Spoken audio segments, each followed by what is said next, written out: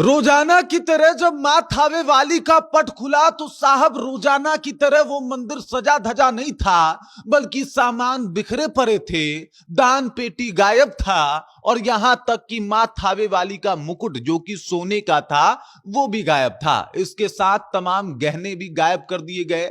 और ये सब कुछ देखने के बाद एकदम से जो भक्त थे उनके मन में रोष है, लेकिन एक सवाल भी है कि साहब ये कैसे लोग हैं जो मां को भी नहीं छोड़ते। ये कैसे लोग हैं जिनके अंदर जरा सा भी इमोशन नहीं है, भावना नहीं है और ना ही लोगों के भावनाओं की कद्र है। मतलब चोरों ने मां थावे वाली को भी नहीं छोड़ा। पूरी कहानी आपको बताएंगे, सब कुछ से आपको रूबरू कराएंगे, लेकिन उससे पहले मेरा परिचय जान लीजिए। मेरा नाम है रजत और आप जनता जंक्शन देख रहे हैं। आम आदमी का हाथ कांप जाए साहब, या फिर आम चोर का हाथ कांप जाए ये सोचते हुए कि उसे मां थावे वाली का मुकुट उठाना है, लेकिन भाई साहब ये सब करने वाले लोग कर जाते हैं। देखिए आपको बता दूं कि झारखंड का एक स्वर्ण व्यापारी था।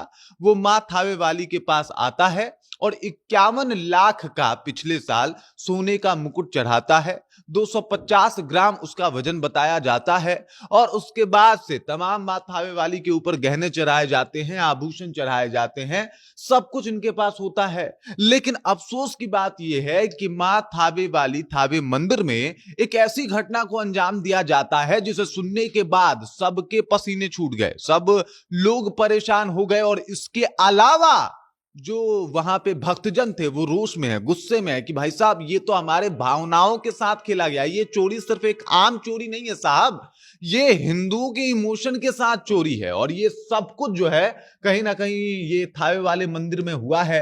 अब सोचिए, मंदिर परिसर जो है वो हाई सिक्योरिटी से जो है वो लेस है, उसके बाद भी इस तरीके की लापरवाही होती है जहां से कई तरीके के आभूषण, यहां तक कि दान पेटी तक उखाड़ के लेके चले जाते हैं चोर। तो ये सवाल पैदा होता है कि आखिरकार प्रशासन की मुस्तैदी क्या है, या फिर ये प्रशासन की जवाबदेही बनती है कि साहब मां थावे वाली का मंदिर एक बहुत बड़ा मंदिर माना जाता है।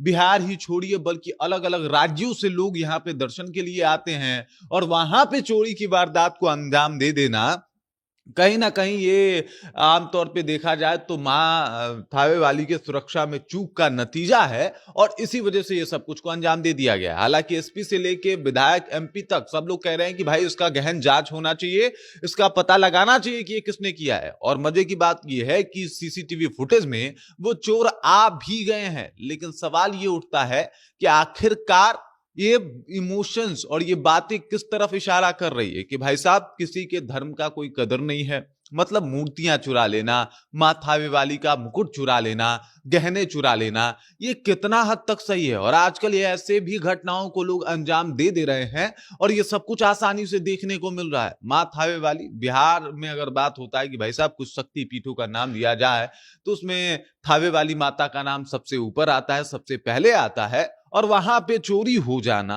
ये प्रशासन की घोर लापरवाही है। भले सम्राट चौधरी ढिढोरा पीटते रहे कि भाई हम बुलडोजर चलवा देंगे, हमारे प्रशासन में सब कुछ सुरक्षित है, साहब कोई डर नहीं है। अगर डर होता तो इतनी सारी घटनाएं नहीं हो रही होती, और अगर डर होता तो साहब ये चोरों की इतनी हिम्मत नहीं होती कि सीसीटीवी फुटेज रिकॉर्डिंग के साथ वो लोग मंदिर में घुस जाएं, उसमें उनकी जो लूटपाट जो काम किए हैं उस वारदात को अंजाम दें और सब कुछ आसानी से करके चुपचाप बाहर निकल जाएं। इतना हिम्मत आ कहां से रहा है।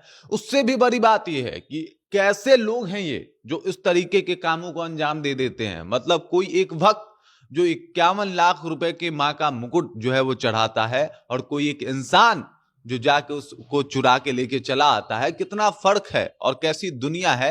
ये सब कुछ इस चोरी ने एकदम से खोल के रख दिया, बता दिया। हालांकि जांच हो रही है और उन अपराधियों को बिल्कुल बख्शना नहीं चाहिए, क्योंकि सवाल सिर्फ एकमात्र ये चोरी की है ही नहीं।